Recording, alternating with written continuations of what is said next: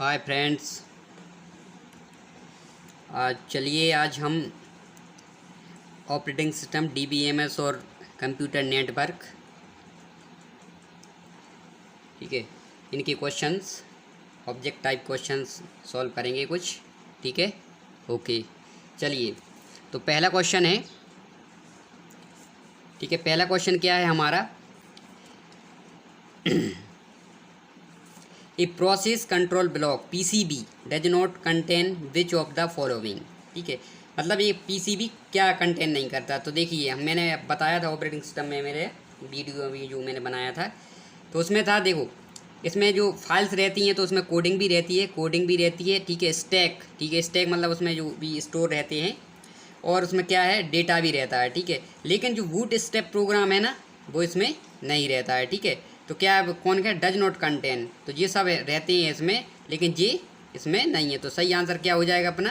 ठीक है, तो बी अपना, सी अपना सही है, बूट स्टेप प्रोग्राम नहीं रहता है। इसके बाद आगे चलिए, आगे है the number of process completed per unit time is known as. ठीक है, तो पर यूनिट टाइम में कितनी प्रोसेस कंप्लीट हो रही हैं, तो मैंने बताया था ये थ्रूपुट होता है, डायरेक्ट इसकी डेफिनेशन है, ये थ्रूपुट कहलाता है कि एक पर यूनिट टाइम में अगर जितनी ज़्यादा प्रोसेस अगर कंप्लीट होंगी तो उसका थ्रूपुट उतना ही ज़्यादा रहेगा। ठीक है, तो ये डायरेक्ट हमारा थ्रूपुट है। ठीक है, तो ये हमारा बी आंसर हो गया इसका। इसके बाद है the state of the process is defined by the final activity of the process, the current activity of the process. देखो, जो स्टेट रहती है, जो, ठीक है, स्टेट ऑफ द प्रोसेस, तो जो भी जैसे मतलब जो करंट एक्टिविटी रहती है, जैसे जो प्रोसेस जैसे रेडी क्यू में जो आता है, तो इसके बाद जो स्टेट रहती है जो, तो वो वहाँ पर करंट एक्टिविटी होती है। ठीक है, current activity of the process होती है, तो इसका आंसर हो जाएगा वी हो जाएगा। इसके बाद है, आगे है which of the following is not the state of the process. ठीक है, अब देखिए, मैंने वो अपने स्टेट ट्रांजिशन डायग्राम बताया था, तो उसमें क्या था, न्यू स्टेट होती है, उसमें न्यू स्टेट रहती है, ठीक है, जो कोई सेकंड मेमोरी कहलाती है, मतलब न्यू स्टेट से जो अपन जॉब लाते हैं, ठीक है, वेटिंग स्टेट रहती है और रनिंग स्टेट भी इसमें रहती है। ठीक है, तो लेकिन ओल्ड स्टेट नहीं रहती है, तो ये अपना, ये हमारा आंसर हो गया। ठीक है, ओल्ड स्टेट नहीं रहती है। अब देखिए, आगे चलते हैं,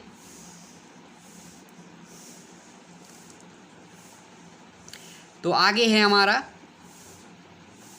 क्या है, देखिए,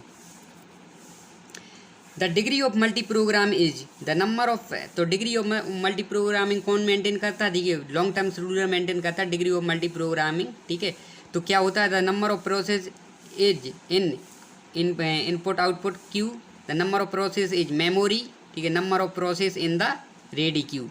ठीक है, तो देखो, डिग्री ऑफ मल्टी प्रोग्रामिंग मतलब क्या रहता है इसमें, डिग्री ऑफ मल्टी प्रोग्रामिंग कहते हैं कि number of process, active process memory में कितनी है, ठीक है, तो वो हमारी डिग्री ऑफ मल्टी प्रोग्रामिंग कहलाती है। ठीक है, तो यहाँ पे आंसर हो जाएगा हमारा बी। ठीक है, number what is the medium term scheduler. ठीक है, मीडियम टर्म शेड्यूलर का काम क्या रहता है? ठीक है, it select which process has to be brought into the ready queue, तो रेडी क्यू से it select which process has to be brought into the ready Q.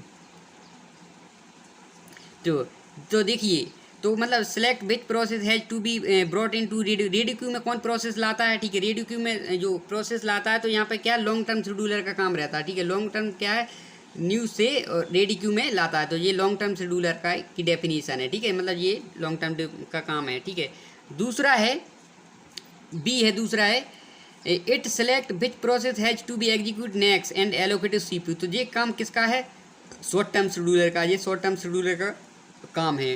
ठीक है, इसके बाद आगे है it select which process has to remove from memory by swapping, तो swapping का कॉन्सेप्ट होता है जब सेकेंडरी मेमोरी से मेन मेमोरी मतलब शॉपिंग करते हैं ना, तो यहाँ पे देखो, दो जो मीडियम टर्म का काम रहता है, जो मेन मेमोरी से मतलब सेकेंडरी मेमोरी में शॉप कर देता है, कभी कभी जो स्पेस नहीं रहता, या जब भी स्पेस आ जाता तो मतलब एम्प्टी हो जाता है, तो मैं सेकेंडरी से मेन मेमोरी में शॉप का कॉन्सेप्ट यूज करते हैं। तो ये यहाँ पे इसका किसका काम है जी?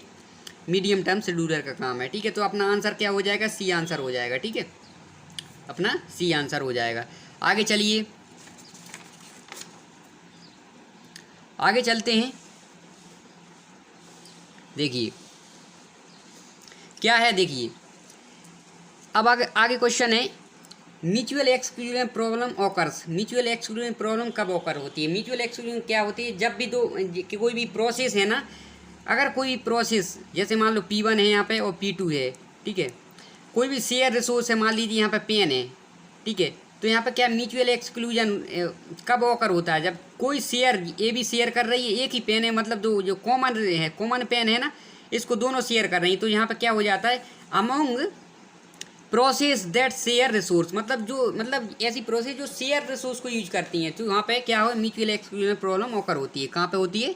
ठीक है, तो यहाँ पे ये आंसर अपना हो जाएगा। आगे चलिए, क्वेश्चन नंबर 8 है। क्वेश्चन नंबर 8 क्या कह रहा है? व्हेन अ प्रोसेस टर्मिनेटेड, जब प्रोसेस टर्मिनेट होती है, कब टर्मिनेट होती है? It removes from all Q, ठीक है, टर्मिनेट हो गई तो सभी क्यू, जो रेडी क्यू है, रनिंग क्यू है, जो सबसे क्या है, क्या हो जाती है, अपनी रिमूव हो जाती है। इट रिमूव फ्रॉम वेटिंग की, नहीं, इसका आंसर क्या हो जाएगा? ये इसका आंसर, मतलब वो क्या है, जो सभी क्यू से रिमूव हो जाएगी। इसके बाद है 9 क्वेश्चन है, क्या है कि for most computer the boot strap is store in.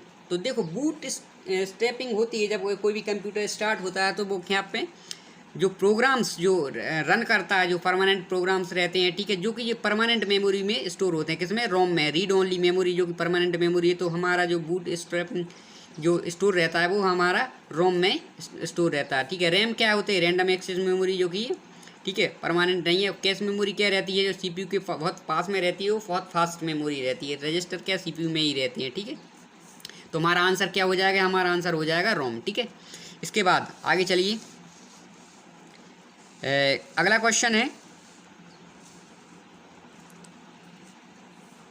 For shareable resource mutual exclusion, वो शेयरेबल रिसोर्स म्यूचुअल एक्सक्लूजन, ठीक है। तो शेयर से जो शेयरेबल रिसोर्स रहते हैं, जैसे मान लीजिए हमने पेन का उदाहरण लिया था, तो क्या म्यूचुअल एक्सक्लूजन कि इट्स रिक्वायर्ड, ठीक है। मतलब यहाँ पे क्या है, जो शेयरेबल रिसोर्स रहते हैं ना, तो जब भी शेयर करेंगे तो म्यूचुअल एक्सक्लूजन होगा, ठीक है। तो यहाँ इट्स रिक्वायर होता है, ठीक है, शेयरेबल रिसोर्स के लिए। इसके बाद आगे है स्वैप स्पेस इन, ठीक है। दोस्तों देखो स्वैपिंग का कॉन्सेप्ट है, जो स्वैपिंग का कहाँ पे स्पेस जो एग्जिस्ट करता है, ठीक है, प्राइमरी मेमोरी या सेकेंडरी मेमोरी, तो ठीक है, स्वैपिंग का कॉन्सेप्ट सेकेंडरी मेमोरी में जो एग्जिस्ट करता है। स्वैपिंग कहाँ एग्जिस्ट करती है? सेकेंडरी मेमोरी में, ठीक है।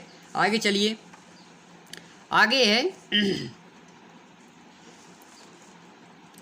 विच एड्रेस जनरेटेड बाय सीपीयू, ठीक है, सीपीयू द्वारा कौन सा एड्रेस जनरेट करता है, ठीक है, physical address, logical address, constant address. तो जो हमारा जो सीपीयू जनरेट करता है, लॉजिकल एड्रेस जनरेट करता है। क्या करता है? लॉजिकल एड्रेस जनरेट करता है, ठीक है। आगे चलें, आगे है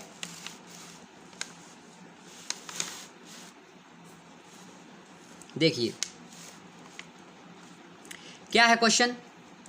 इन IP वर्जन 4, ठीक है, internet protocol version 4, every IP address is formed using, ठीक है।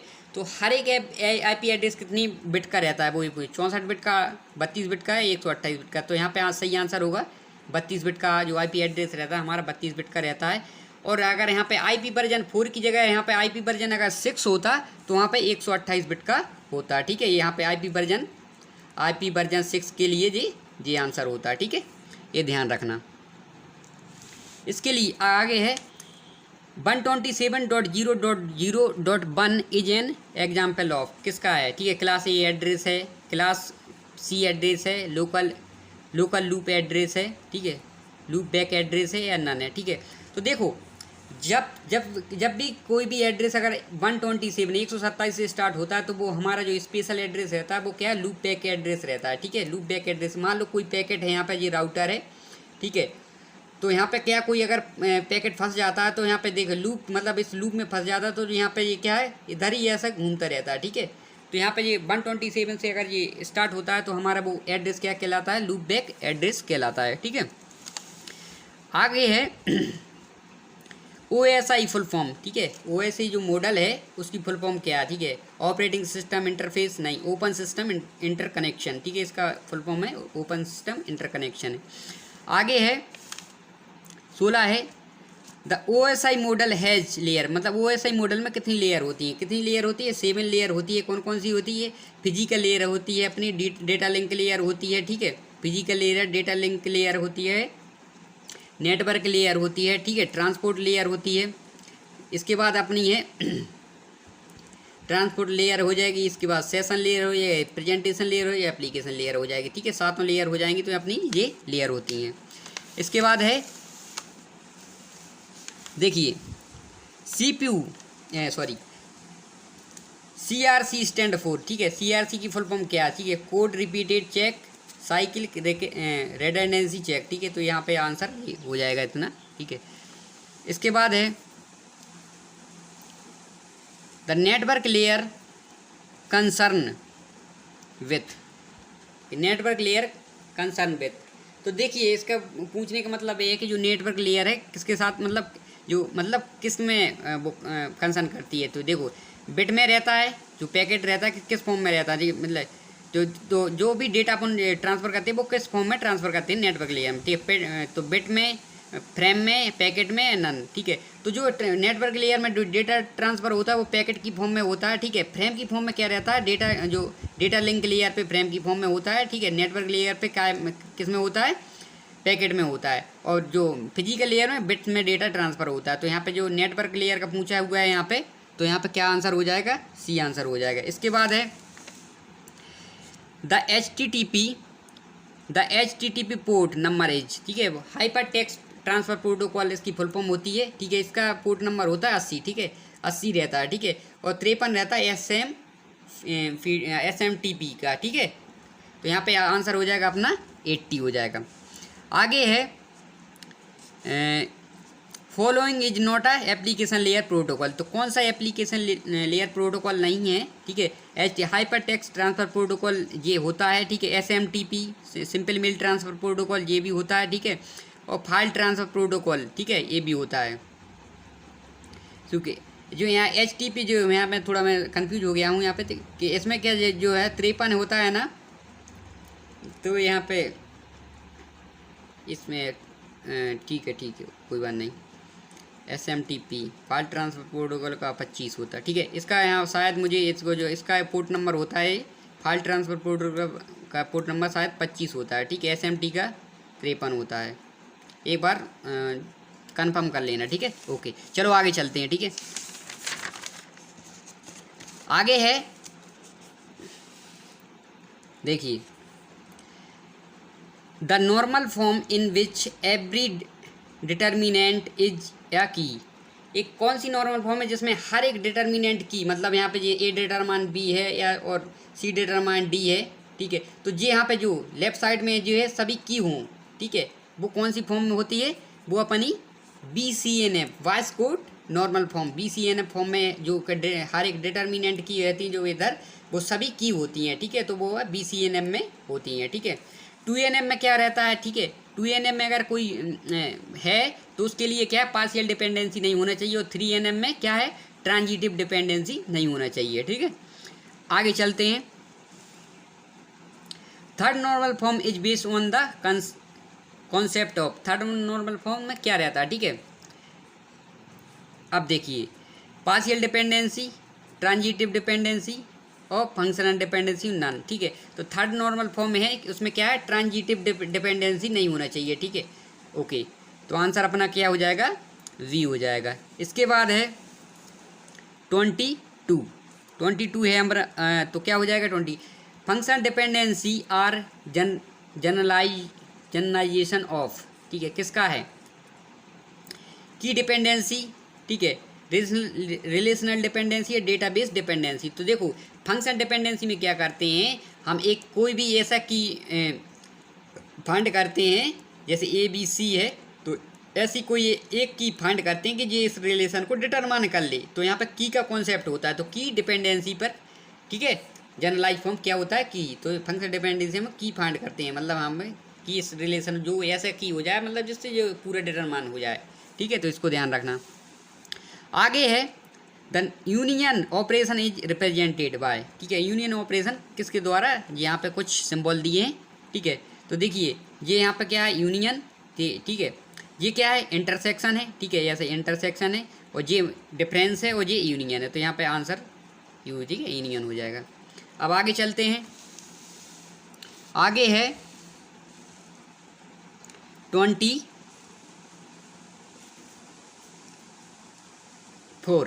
ठीक है। तो देखिए 24 है, तो the intersection operation is use to get the tuple. तो इंटरसेक्शन क्या करता है, ठीक है, इंटरसेक्शन में मतलब जो क्या क्या होता है, ठीक है, डिफरेंस टपल मिलता है, इंटरसेक्शन करते हैं, कॉमन टपल मिलता है, ऑल टपल मिलते हैं, नन, ठीक है। तो जो आप इंटरसेक्शन करते हैं ना, तो उसमें कॉमन टपल मिलते हैं, जैसे ए इंटरसेक्शन बी है, तो इसमें ए और बी में जो कॉमन होगा ना वो यहाँ पे आएगा, तो यहाँ पे कॉमन टपल आते हैं, ठीक है। इसके बाद है आगे क्वेश्चन है 25 है, which of the following is a DDL command. DDL command कौन सी है, ठीक है। DDL की होता है डेटा डेफिनेशन लैंग्वेज, ठीक है। तो ये इसका full form data definition language है। तो सेलेक्ट ये DML होती है, ठीक है, डेटा मैनिपुलेशन लैंग्वेज। इंसर्ट भी DML होती है, लेकिन क्रिएट जो यहाँ पर रही है, यहाँ पे है, वो क्या है, DDL कमांड है, क्या है, DDL कमांड है। इसके बाद आगे चलते हैं, देखिए 26 है, क्या क्वेश्चन है यहाँ पे, select star from employ what types of statement is. तो ये देखो सिलेक्ट क्या है, ठीक है, सिलेक्ट कर रहे हैं यहाँ पे, तो कौन सा हो जाएगा यहाँ पे, सिलेक्ट फ्रॉम, कहीं से किसी भी टेबल से कर रहे हैं, तो देखो सिलेक्शन कर रहा है यहाँ पे, तो हमारे यहाँ पे हो जाएगी, ठीक है, डेटा मैनिपुलेशन लैंग्वेज, ठीक है, क्या हो जाएगी, DML कमांड हो जाएगी हमारी जी, ठीक है। तो DML कमांड लैंग्वेज हो जाएगी जी सिलेक्ट। इसके बाद है हमारा 27 क्या कहता है, देखिए SQL स्टैंड फॉर, ठीक है, SQL की फॉर्म पूछी है इसमें। तो इसमें structure query language, structure question language, structure query language, store query language. तो यहाँ पे बी आंसर हो जाएगा। तो देखा हमने यहाँ पर कुछ क्वेश्चन किए 27, लेकिन उसमें और एक्स्ट्रा मैंने जानकारी बताई है जो कि बहुत ही इंपॉर्टेंट है किसी एग्ज़ाम में। तो थैंक यू, और वीडियो अच्छा लगा हो तो लाइक और चैनल को सब्सक्राइब करना ना भूलें। Thank you.